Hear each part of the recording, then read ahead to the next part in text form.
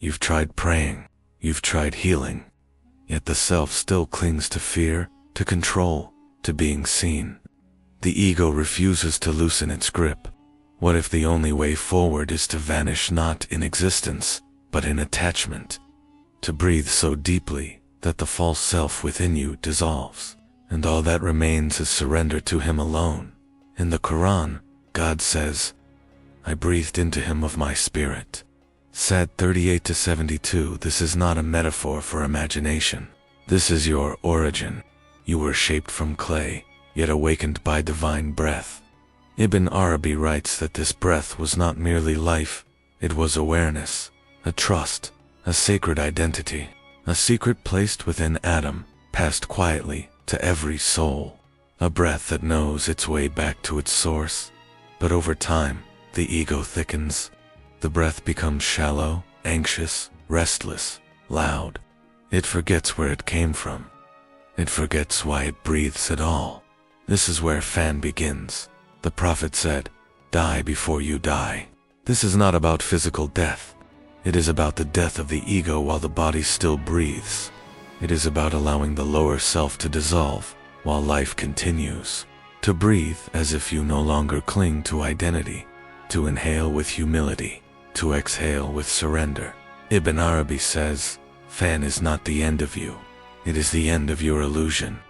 When you breathe in this way, you are not escaping the world. You are remembering who you are beneath the noise. Each breath is no longer only for survival, but for awakening. We fear Fana because we believe we are losing something: our plans, our control, our image, our sense of self. But Ibn Arabi explains that the self you fear losing was never truly yours. What you call you is a mask stitched together from habits, memories, and fear. It clings to identity, insists on control, and demands to be seen. Yet the Quran says, you do not will, except that God wills. Allenson, 76-30, and the Prophet taught, none of you truly believes until he surrenders his desire to what I have brought, even if it is difficult for him. Surrender is not defeat, it is return. When you release control, you are not becoming passive. You are becoming available to what God is already doing within you, in your breath, in your silence, in your longing. Ibn Arabi calls this emptying the vessel, because when the cup of ego is full, nothing real can enter. Fana is the great pouring out, and only when you are empty can divine guidance fill you. To practice Fana, you do not need to travel far. You do not need a mountain or a cave. You need only one thing, a breath willing to let go. This is a sacred practice not to calm the mind, but to loosen the grip of the false self. Ibn Arabi says, the breath is the bridge between the seen and the unseen, between illusion and truth. Here is how to breathe without clinging to the self. First, sit in stillness. Let your spine rise like a tree. Let your heart soften. Second, inhale slowly through the nose.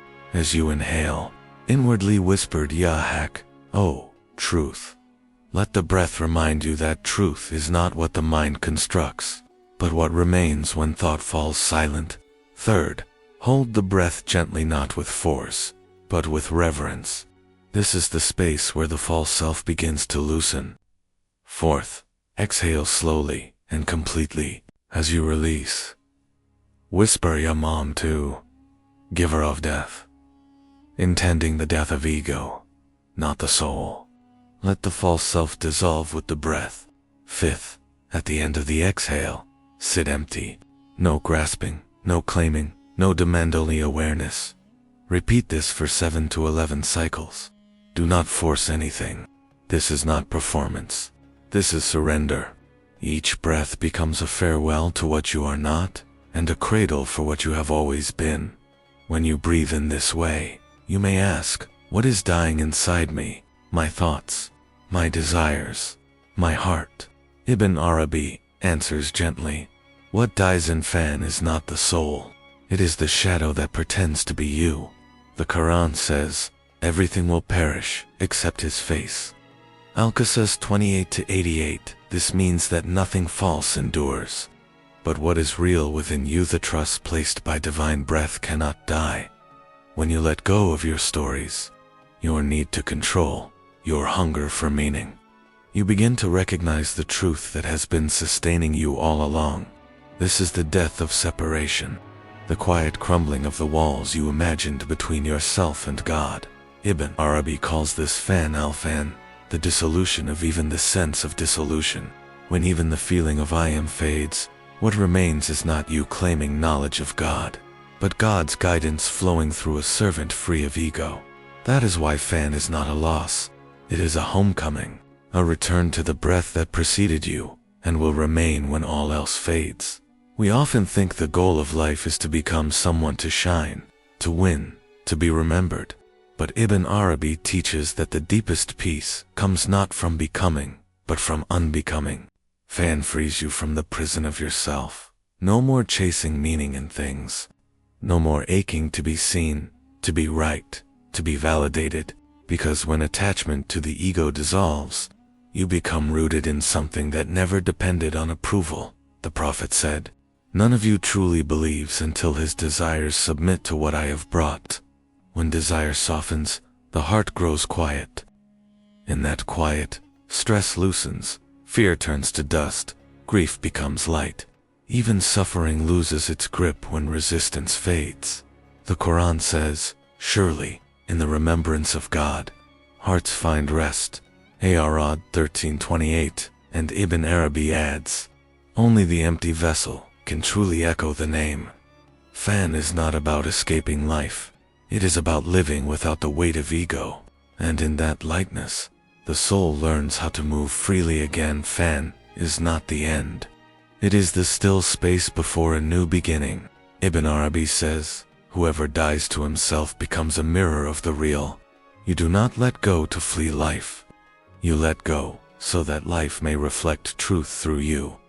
This is what the Sufis call back, abiding in obedience to God after the ego has loosened its hold. You return to the world not as a seeker, but as a vessel. Your actions are no longer driven by reaction, but guided by compassion. The Prophet was the living example of this state. He wept in prayer, smiled among people, and walked the earth without pride, because his ego was already surrendered.